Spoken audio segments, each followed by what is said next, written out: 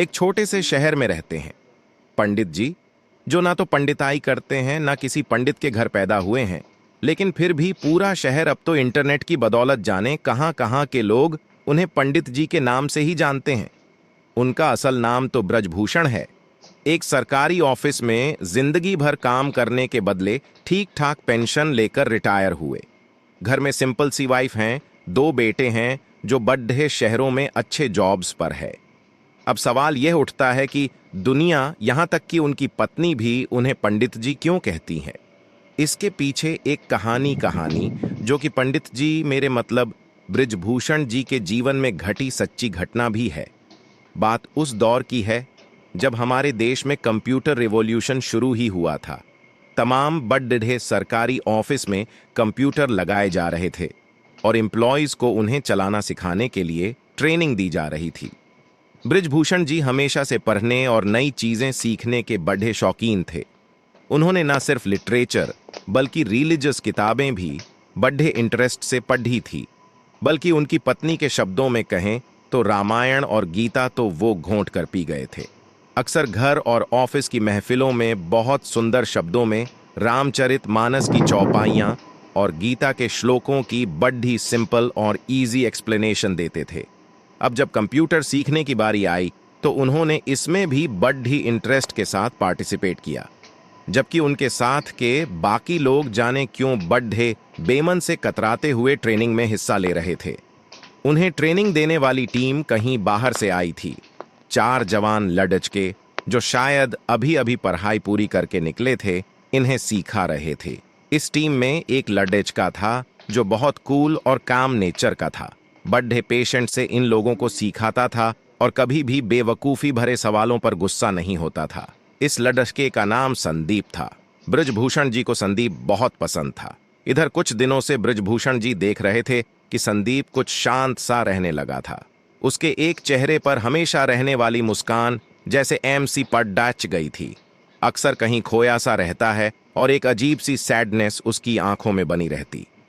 अब ब्रजभूषण जी experience army थे, जानते थे कि अगर इस एज में डिप्रेशन ने पकड़ DDH लिया तो जिंदगी खराब कर देगा।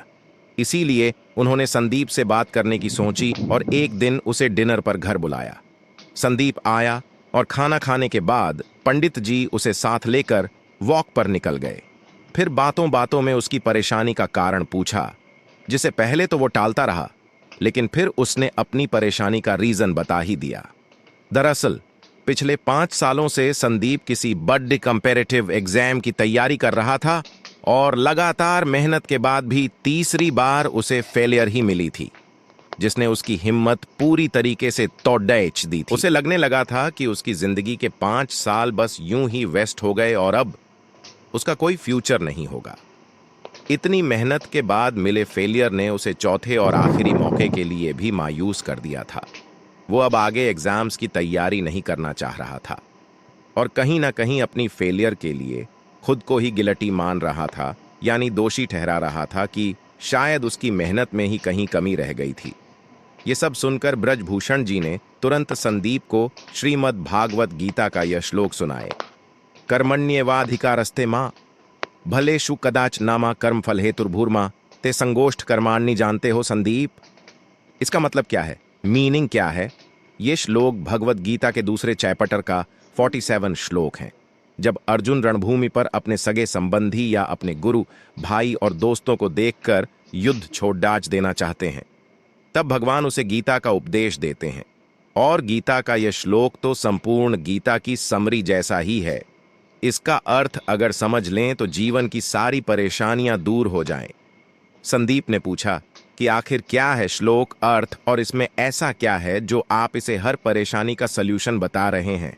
ब्रजभूषण बोले, इसका अर्थ है कि हे अर्जुन, तेरा अधिकार कर्म करने में, उसके फल में नहीं।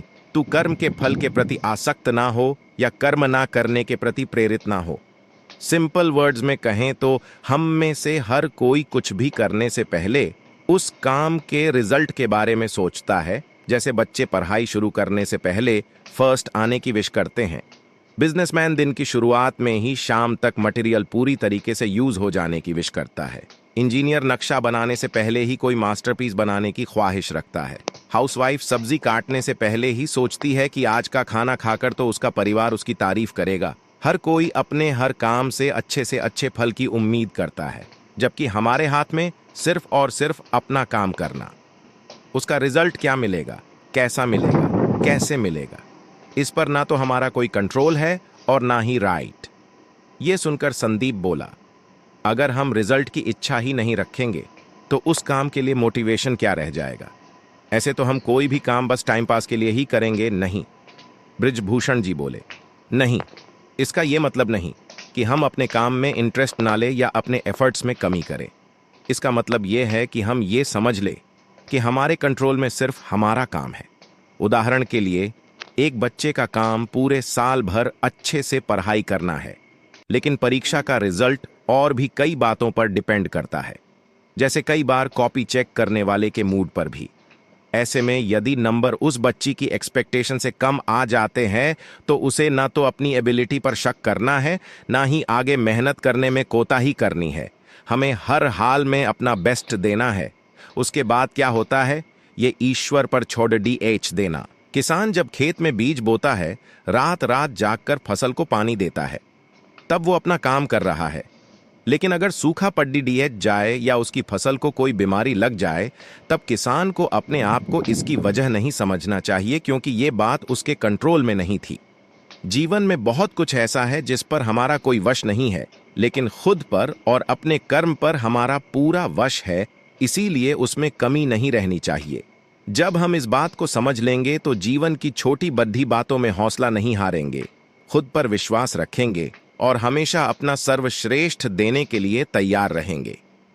बृजभूषण जी की बातों ने संदीप पर जादू जैसा असर किया, तो उसने मन ही मन एक बार फिर पूरा जोर लगाकर परीक्षा की तैयारी करने का फैसला